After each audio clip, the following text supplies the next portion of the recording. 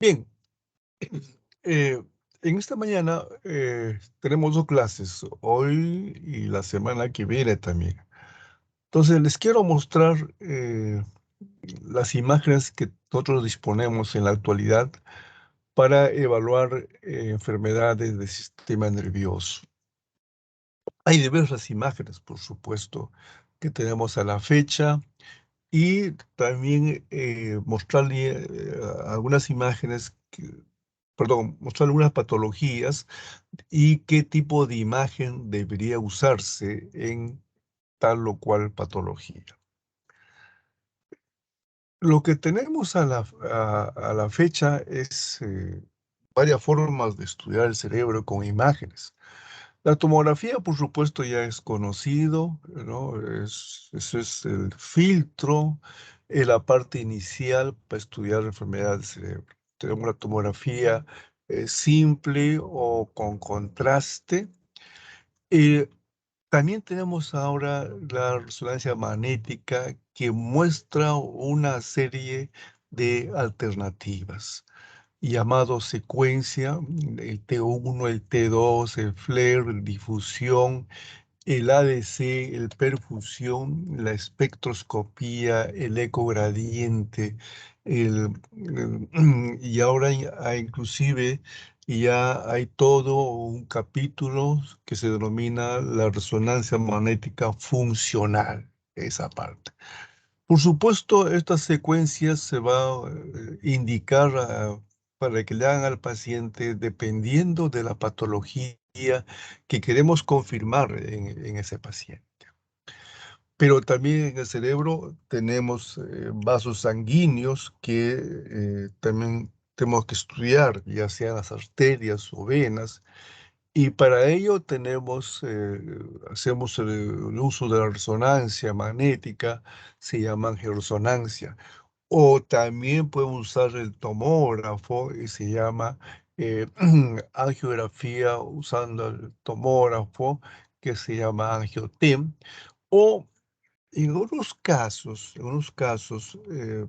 también podemos utilizar el estudio de los vasos con un método que se llama angiografía digital por sustracción.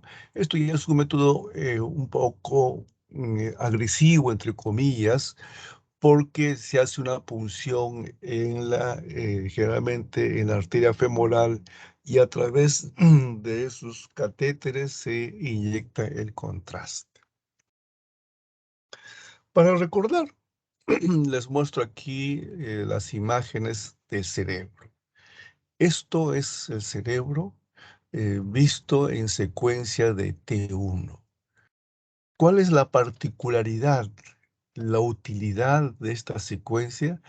Es que podemos apreciar con bastante nitidez la configuración y la señal de la sustancia blanca y de la sustancia gris. Nos permite a nosotros, ¿correcto?, diferenciar la configuración inclusive de las circunvoluciones en ambos lados.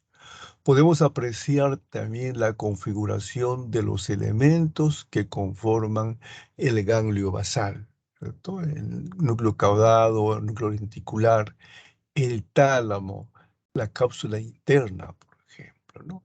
El cuerpo calloso, la rodilla, cuerpo calloso, el esplenio. Esto visto de manera axial. También cuando vemos un plano sagital, podemos ver el cuerpo calloso en toda su extensión. La circunvolución del cíngulo se ve por encima del cuerpo calloso. Ver el tronco encefálico, el mesencéfalo, la protuberancia, el bulbo y parte de la médula cervical. Eso es la bondad que nos muestra esta secuencia denominado en T1. Otra secuencia, perdón, pero también podemos estudiar con mayor nitidez los elementos del tronco encefálico.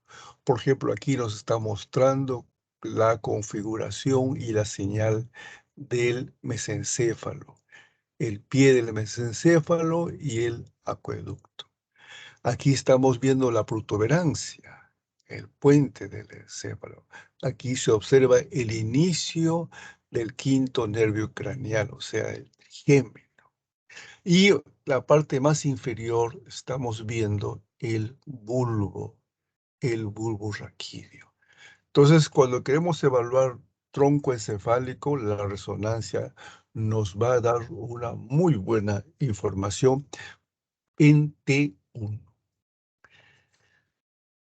Otra secuencia es en el T2. En el T2.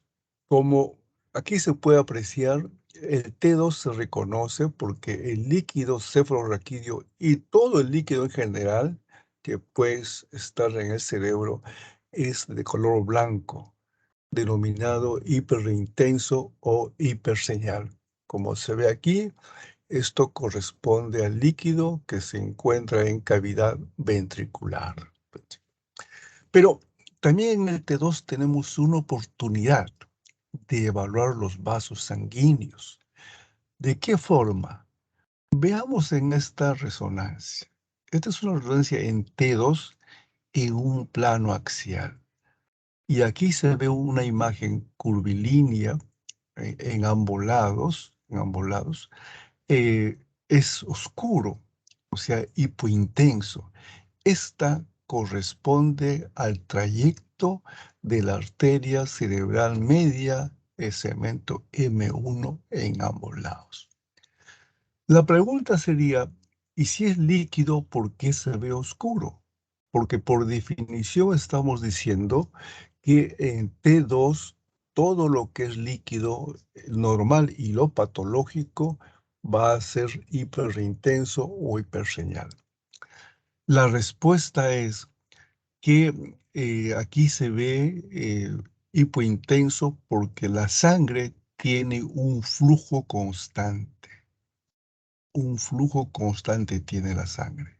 Entonces, por eso no emite la señal que se puede detectar de color blanco. Entonces, esto es la forma como se ven los vasos de esta naturaleza, de esta señal en T2.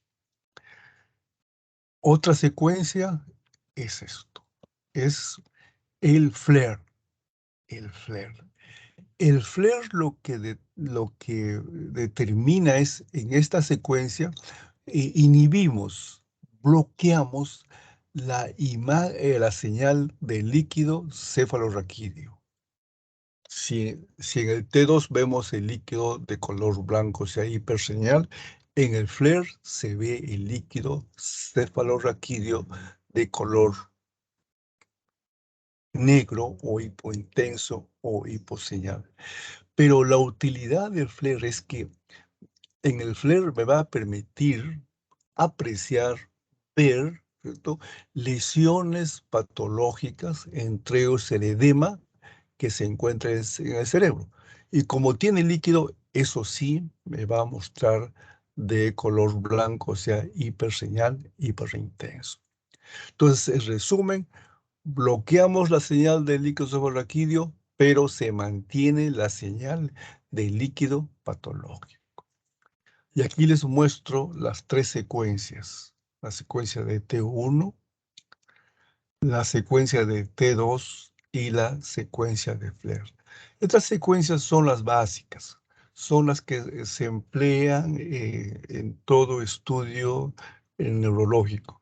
Y después se complementa con otras secuencias dependiendo de la patología que queremos estudiar. Esta secuencia llamado de difusión se usa bastante, principalmente en aquellos pacientes donde sospechamos que tienen una enfermedad cerebrovascular isquémica. ¿En qué consiste? Normalmente el líquido, o sea, el agua en el cerebro se desplaza de manera aleatoria, sin ninguna interrupción, tanto en el espacio extracelular como en el espacio intracelular. Cuando se lleva a cabo esta forma de desplazamiento, en la resonancia se ve de esta forma. Estas son las imágenes normales de resonancia magnética en secuencia difusión. Así se ve. Pero simultáneamente, cuando hacemos el estudio de resonancia magnética difusión, también hacemos el estudio que se denomina de resonancia magnética en ADC, coeficiente de difusión aparente. Ambos estudios son como las dos caras de la misma moneda. Esa parte. También es para ver la difusión. Pero la diferencia es, mientras aquí apreciamos la difusión de manera cualitativa, aquí apreciamos la difusión de manera cuantitativa. Eso es la diferencia, esa parte. Esto es la difusión normal del cerebro, así se ve, esa es la señal, y esto es el ADC normal del cerebro. Esto se usa cuando queremos precisar, ¿cierto?, que el paciente tiene una enfermedad vascular isquémica. La otra forma que tenemos es esto, la espectroscopía. Esto tiene bastante utilidad. Se usa en procesos infecciosos, en problemas tumorales. Eso es su principal indicación. ¿En qué consiste? En evaluar, en cuantificar algunos metabolitos. Entre ellos tenemos el N-acetilespartato, tenemos la colina, la creatina y el mioinositol. La modificación de cada uno de ellos nos orienta a un determinado tipo de patología. Por ejemplo, si yo aprecio en este estudio un incremento del mioinositol, me está indicando que puede tratarse de un problema de Alzheimer. Si yo observo un incremento de la colina, entonces me está indicando que puede deberse esa lesión a un proceso expansivo tumoral. Pero si apreciamos más bien que hay un incremento de lactato, ¿cierto?, más bien puede deberse a un problema de necrosis. Y lípidos puede también deberse a un problema de tumor, esa parte. Entonces, esto es de mucha utilidad mediante resonancia. Aquí le muestro una fotografía, el procedimiento que se hace, ¿no? Esta es la resonancia en un plano sagital, este es el voxel, el sagital, coronal, transversal, ¿no? Y esto son la forma como se ven las espigas. El normal es el aspartato, luego le sigue la creatina y luego le sigue la colina. Es más o menos la forma como se aprecia cuando es normal. Un esquema para recordarlo, el N-aspartato, la creatina y la colina. Esa parte. Otro estudio que tenemos es también para evaluar el volumen y el flujo sanguíneo. Esto se puede hacer con tomografía y también se puede hacer con resonancia. Se llama perfusión cerebral. Queremos evaluar en el paciente cómo está el flujo y volumen sanguíneo, pues con este método se puede apreciar, tanto de forma cuantitativa como de forma cualitativa. Las áreas de color rojo son las zonas donde tiene mayor irrigación. Las áreas de color azul son las áreas que tienen menor volumen y flujo sanguíneo. En este caso, esto es la forma como se aprecia normalmente el volumen sanguíneo en el cerebro. Otro, también como se mencionó al inicio, tenemos también que evaluar en el paciente los vasos sanguíneos, tanto arterial como venoso. Tenemos varias opciones, por ejemplo. Estas son imágenes que corresponden, ¿no?, a estudio de la carótida primitiva y sus, tanto interna y externa, con tomografía, ese sistema vertebrovascular. Esto es el sistema que depende de ambas carótidas internas dentro del cerebro con tomógrafo. Así se ve con la resonancia de esta forma. Esto es también estudiando los vasos supraórticos con resonancia, y esto es la forma como se ven los vasos que se estudian en este método que se llama angiografía digital por sustracción. Veamos algunos ejemplos. El que es el que se usa más a la fecha, tanto tomografía y resonancia, es cuando tenemos pacientes con enfermedad cerebrovascular. Eh, ya ustedes han visto en este caso el estudio inicial de la tomografía, ¿no? No tanto para ver la isquemia, sino para descartar que vaya a tratarse de otra patología. Ejemplo, tumor. Si yo quiero observar la lesión isquémica con resonancia, tenemos varias secuencias. La basal, es decir, el T1, el T2, el FLAIR, la difusión, el mapa ADC, que ya le mostré, la perfusión, también se puede hacer la angiografía para ver qué vaso está obstruido en ese paciente. Y recordar que las imágenes nos pueden mostrar el área comprometida, porque la idea con las imágenes es decir, por supuesto, primero la clínica nos orienta de qué puede tratarse, pero con las imágenes podemos confirmar. Entonces, por ejemplo, este paciente tiene un compromiso que está afectando el territorio de la arteria cerebral media. ¿No? Por clínica uno lo puede determinar, pero por las imágenes lo podemos nosotros también aseverar que efectivamente el paciente tiene un problema en la arteria cerebral media. Les muestro unos ejemplos. Este paciente llega a emergencia. Tiene más de 80 años, es hipertenso con déficit motor en el lado derecho. Su tomografía inicial en emergencia, ¿no? Aparentemente esta tomografía estaría normal, no se aprecia, este,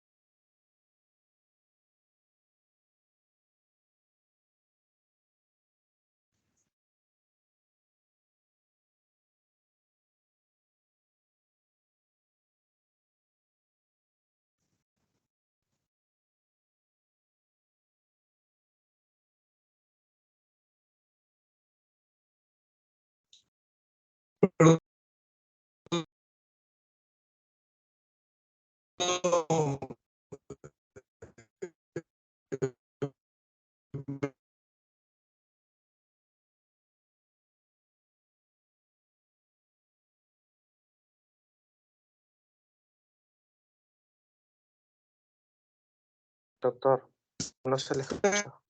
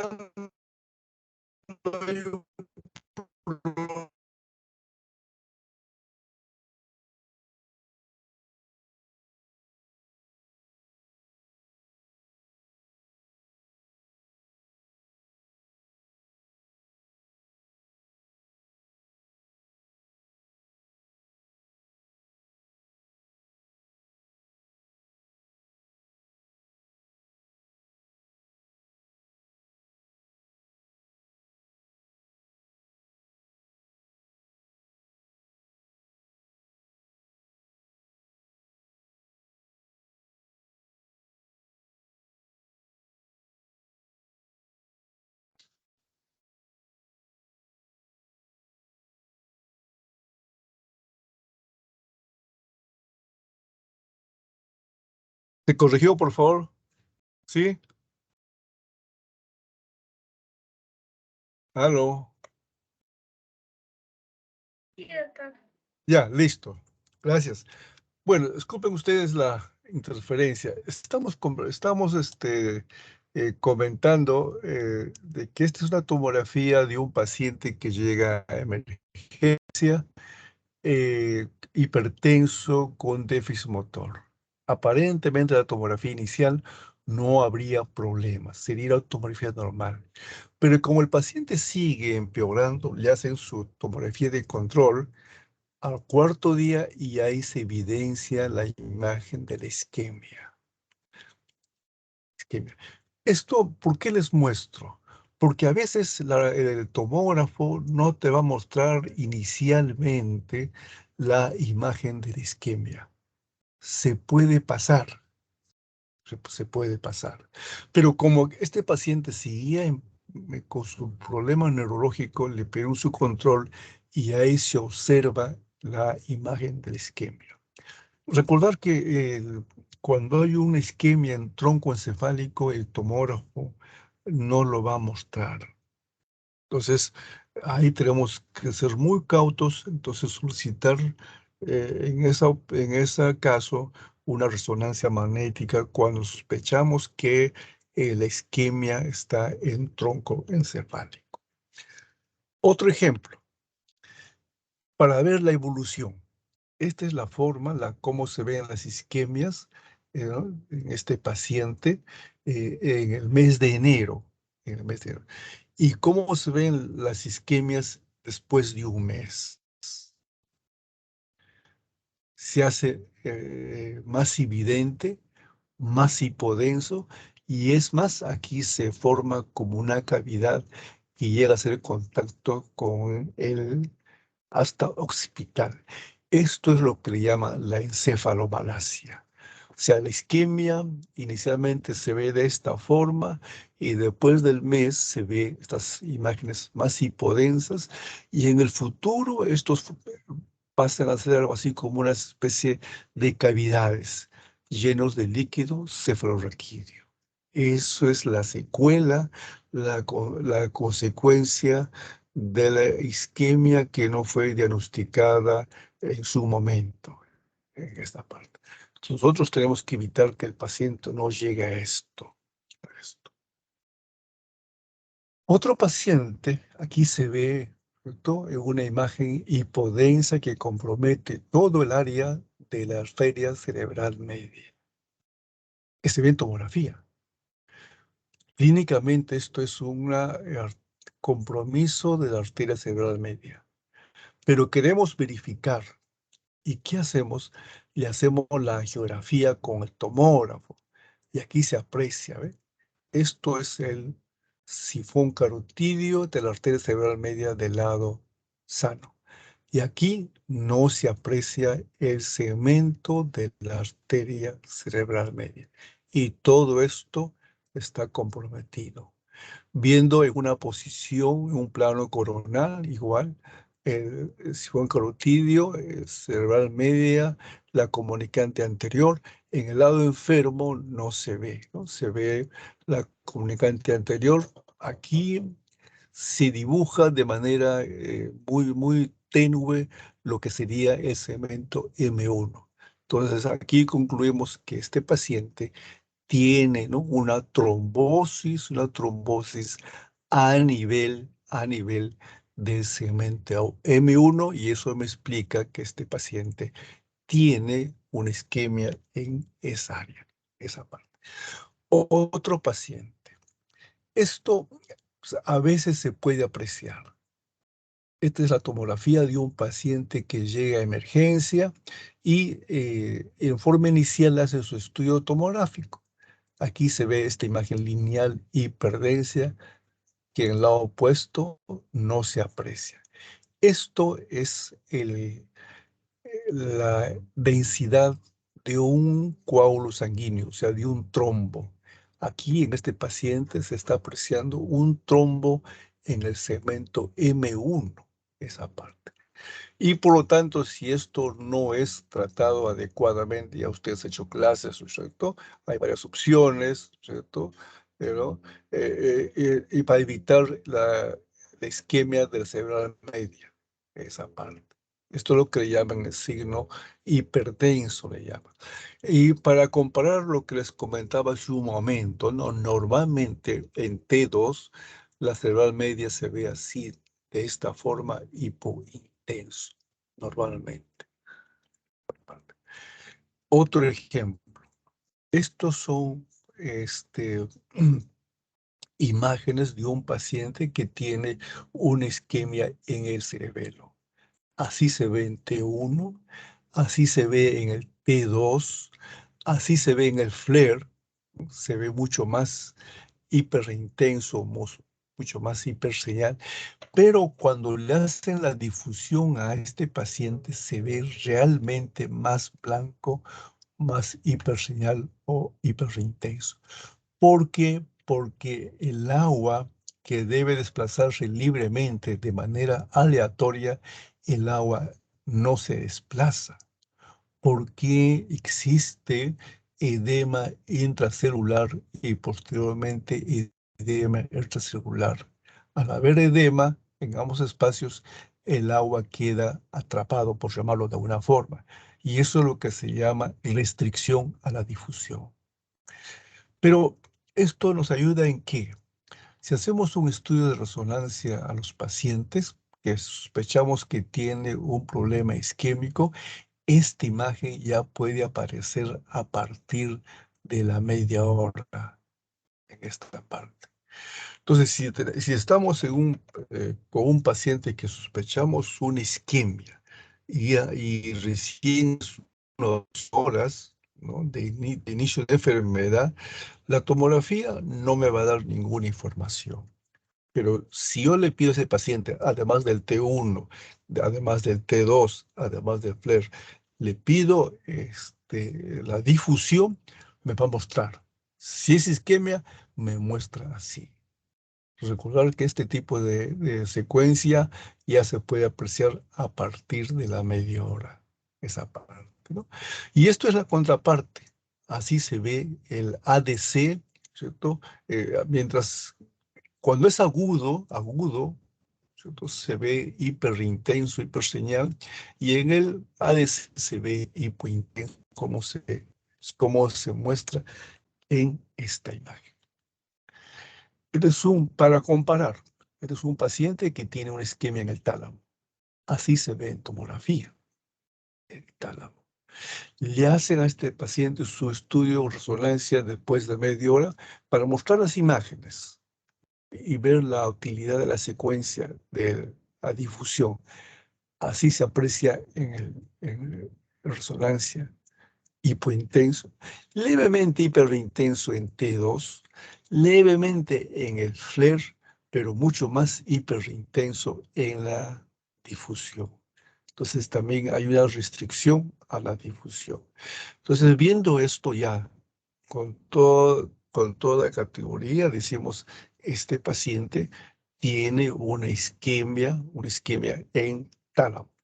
Y cuando la hiperseñal es bien intenso, homogéneo, es que tiene pocos días de evolución, es el agudo, esa parte. Claro, esto va a ir cambiando de señal según el tiempo de evolución. Pero en este caso, como es agudo, se ven así hiperintensos. Eso es la bondad tenemos, la difusión en los casos de isquemia, esa parte. Otro paciente que, que tiene su tomografía una imagen hipodensa en el área, ¿no?, temporal y parietal, también tiene en el área frontal, la parte frontal. Y esto, al hacerle la difusión, se ve como aquí se ve hiperintenso, se ve hiperseñal. Pero no es homogéneo como en el caso anterior. ¿Por qué? Porque y ya no es tan agudo, porque si fuese agudo lo veríamos de esta forma, pero aquí ya no es agudo, esto ya es subagudo, eso tiene ya varios días de isquemia. Al hacerle el ADC, ¿cierto? Ya no se ve tan oscuro, sino que se ve una especie de imágenes hiperseñal más o menos heterogénea. Pero me está demostrando el área comprometida. De igual forma, le hacemos estudio de angiografía con resonancia. Estamos viendo, por ejemplo, este es el sifón carotidio, la cerebral media, cerebral anterior, y aquí no apreciamos el sifón carotidio. No hay, no se ve. Esto corresponde a la arteria basilar. Esta es la arteria cerebral posterior. Esto corresponde a la arteria cerebrosa superior.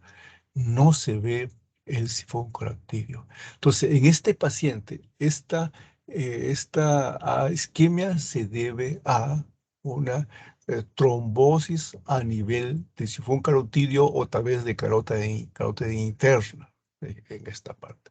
Entonces, la geografía nos está mostrando dónde está el problema obstructivo. Estos son imágenes, ¿cierto?, de resonancia para mostrarle alteraciones esto es la protuberancia. Unas imágenes hipointensas, hiposeñal, la protuberancia, también el mesencéfalo. Unas imágenes de esta naturaleza en T1 pueden corresponder a muchas etiologías. Pero si estamos pensando que es una isquemia, entonces se detiene a este paciente que solicitarle una difusión. Y si es isquemia, nos va a mostrar las imágenes hiperintensas o hiperreal, cómo se aprecia aquí, ¿no? Esto es la difusión que corresponde a esta zona. Difusión, veo blanco, hiperintenso, agudo. El ADC es hipointenso. Entonces, este paciente tiene una isquemia aguda que se evidencia en la difusión, esa parte, ¿no? Bien, otro paciente también, esta parte. Ya, todos son ejemplos, ¿no?, de isquemia, en este caso de la arteria cerebral media. Entonces, la difusión, cómo se aprecia, ¿no? Eh, Hiperintenso, pero es heterogéneo. Y aquí ya en el ADC ya empieza también a ser blanco. ¿Por qué? Porque ya no es agudo, sino ya es subagudo. Y si esto va evolucionando, va a llegar un momento en que la difusión va a ser hipointenso, o sea, hiposeñal oscuro, y el ADC más bien va a ser blanco. Entonces, también esta forma de evaluación, tanto la difusión y el ADC, nos va a permitir apreciar el tiempo de evolución en esta parte. Estas son las imágenes complementarias de este paciente en T1, en T2 y en el FLAIR. A este paciente le hacen su angiografía por resonancia, y aquí se aprecia, ¿no? Se aprecia aquí una zona de estenosis y aquí también una zona de estenosis, que nos explica el compromiso, ¿no?, en este paciente de la región temporal y también de la región insular, esa parte. Entonces, ¿qué decimos? Este paciente tiene una estenosis, ¿no?, en dos segmentos de la arteria cerebral media, probablemente una trombosis o una trombosis, pero estamos demostrando el origen, dónde está eh, este paciente, que me explique la isquemia.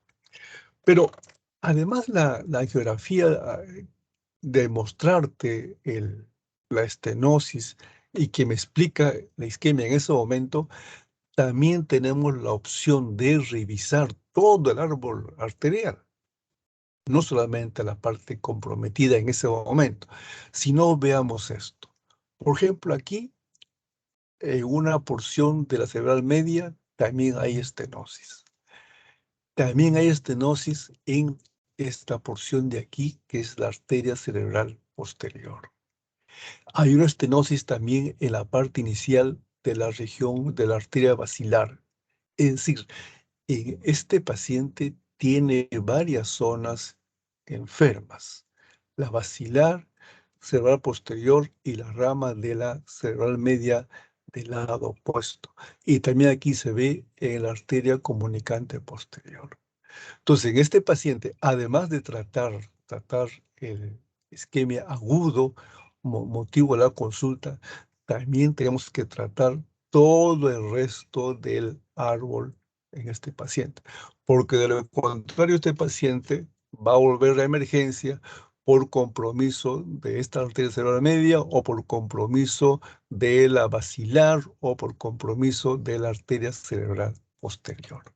Entonces, eso es también la ventaja que nos ofrece a nosotros el estudio de la angiografía, que nos permite evaluar de manera integral esta parte.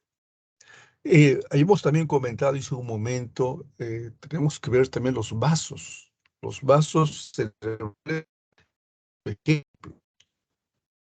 implican las isquemias, pero hay también casos donde el paciente tiene isquemia por problemas a nivel de los vasos supraórticos. Estos son los vasos normales. Este sistema vertebrovascular es ese sistema carotidio normal. Y aquí estamos viendo, por ejemplo, esto es la carótida primitiva normal, la carótida interna, si fue un carotidio, cómo se divide en sus ramas principales, cerebral media, cerebral anterior, y esto corresponde a la arteria carótida externa.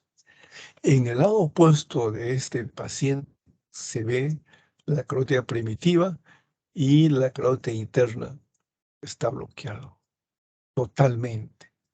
Sí, entonces, en este paciente que debe tener un problema isquémico en ese hemisferio, nos está demostrando que el problema de este paciente es a este nivel. En otro paciente, esto corresponde a la carótida primitiva, ¿no? A la carótida externa, y esto corresponde a la carótida interna. En la parte inicial ya hay una zona de estenosis. Un poco más, eso ya va a quedar bloqueado totalmente, ¿no? Y es más con el tomógrafo se puede hacer la medición. Por ejemplo, esto mide 6 milímetros, la zona postestenótica mide 2,8 milímetros y esto debe estar más o menos 1 milímetro. Cada vez se va obstruyendo y se va a comprometer eh, eh, esta arteria en este paciente. Entonces, también tenemos esa opción, ¿no? Entonces, cuando tenemos problema de isquemia, es recomendable, ¿no? ¿Dónde está el problema obstructivo de ese paciente? ¿Vasos intracraneales o vasos supraórticos? ¿O se trata de otra etiología? Y con tomógrafo y con resonancia se puede determinar el problema obstructivo cuando son en vasos. Y esto es para lo que estamos hace un momento comentando. Estas son las imágenes que corresponde a la difusión y esto lo que corresponde al ADC. ADC. Inicialmente en la difusión es hiperseñal o hiperintenso y el ADC es hiposeñal o hipointenso. Así es el comportamiento inicial. Pasan los días, se va invirtiendo. Aquí en el ADC se observa así hipointenso y aquí después de un mes se aprecia ya de mayor señal, hiperseñal, y por el contrario, la difusión va disminuyendo, ¿no? Entonces también el seguimiento mediante la difusión y el ADC nos permite observar la evolución de la isquemia, esa parte. Eso es en cuanto se refiere, ¿no? Cómo evaluar cuando tenemos un paciente con problema isquémico. Cuando tenemos un problema con un paciente de hemorragia es diferente, es diferente. Aquí les muestro un paciente que llega a emergencia y, y aquí se aprecia una imagen hiperdensa. Esto es la sangre aguda que se encuentra a nivel del ganglio basal. Y después de casi cerca de 3 semanas, va disminuyendo la densidad de la sangre. Se aprecia ahí, se aprecia. Pero veamos lo siguiente. En este caso, por ejemplo, la sangre que ocupa espacio está desviando al lado opuesto el ventrículo lateral. Y eso también se manifiesta en el paciente porque tiene un déficit motor hacia el lado opuesto. Pasan como 3 semanas, igual. Se mantiene esa área ocupada por la sangre que está reabsorbiéndose, pero el déficit neurológico continúa en el paciente, esa parte. Entonces, esto es lo que recordar. En los casos de hemorragia, dependiendo del volumen de la sangre, va a haber también compromiso bastante serio en el paciente. Y aquí les muestro cómo es la utilidad. Esto es la tomografía de un paciente que muestra un área de hemorragia. Así se ve en tomografía. Y le hacen a este paciente su resonancia. Se ve de esta forma en T1, una imagen ovalado con un centro hipointenso. Le hacen en T2 homogéneo. Esa parte tiene diferentes señales dependiendo si estamos viendo en E1 o estamos viendo en E2. ¿Cierto? Te puede permitir más o menos en qué tiempo estamos de evolución. En este caso está más o menos en la segunda semana, porque ambos son hiperintensos. Pero si queremos nosotros evaluar adecuadamente, o sea, si yo estoy pensando que el paciente tiene un problema hemorrágico, el estudio recomendado es la tomografía. El tomógrafo nos va a detectar precozmente la hemorragia cerebral. ¿También se ve en la resonancia la hemorragia? Sí, pero no es precozmente. Y nos muestra varias imágenes que nos podría hacer confundir, ¿cierto? Si no estamos totalmente informados cómo es el proceso de la hemorragia en T1, en T2, en FLAIR, esa parte. Y aquí les muestro. Vean cómo se ve la hemorragia en T2, como si fuese una imagen de aspecto como una cavidad. Y así se ve en T1, como si fuese una imagen anular con contenido hipointenso. Uno, por ejemplo, podría pensar que esto más bien es un tumor, esa parte. Pero le hacen su tomografía porque había esas dudas y se ve. Ahí se ve la imagen hiperdensa en tomografía. Por eso es recomendable, ¿no? Cuando sospechamos que el paciente tiene una hemorragia cerebral, el tomógrafo te va a dar información. Si la tomografía no hay un foco hiperdenso, entonces eso no es hemorragia, ya es otra patología. Pero si sospecho, si es una isquemia, la tomografía me va a dejar en dudas. Entonces pido la resonancia, pero ahí tengo que incluir necesariamente la forma de la difusión. Otro paciente, por ejemplo, este es, por ejemplo, en T1, como si fuese una masa que está en T1. Y en T2 es como si fuese también una masa, esa parte. Pero esto corresponde a una hemorragia, ¿no es cierto? En el ganglio basal corresponde esta hemorragia, esta parte. Esta es la forma como se ve el hematoma rápidamente, se ve esa parte, ¿no? Así como si fuese una masa, y aquí se ve hizo denso y así hiperdenso. Entonces la sugerencia es, ¿queremos evaluar hemorragia cerebral? El tomógrafo. ¿Que la resonancia te puede permitir ver el tiempo de evolución? Sí, eso sí. También la tomografía te puede permitir ver el tiempo de evolución. Y esto aquí es más o menos un esquema para recordar, ¿no? ¿Por qué el cambio? ¿Por qué la modificación de la hemorragia, ¿no? Recordar que todo el proceso hemorrágico está en función de la hemoglobina, si es si es oxihemoglobina, si es metahemoglobina intracelular, si es metahemoglobina intracelular, y al final termina en hemosiderina.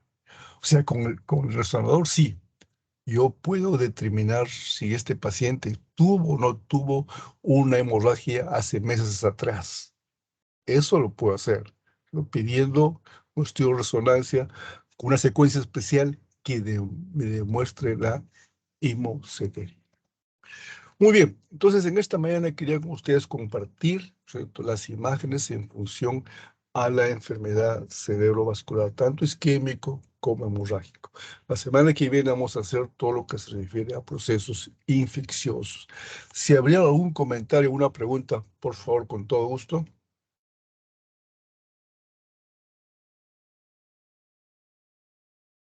Bien, gracias por su atención y disculpen la interrupción, esto del audio, por favor. Muchas gracias. Hasta la semana que viene, ¿ya? Los esperan su profesor para la práctica, por favor. Con todos ustedes, muy buenos días. Gracias, doctor. Gracias, doctor. Gracias, Buenos días. doctor. No, a Doctor, ustedes. gracias. Muy buenos días a Gracias. ustedes. Doctor, gracias.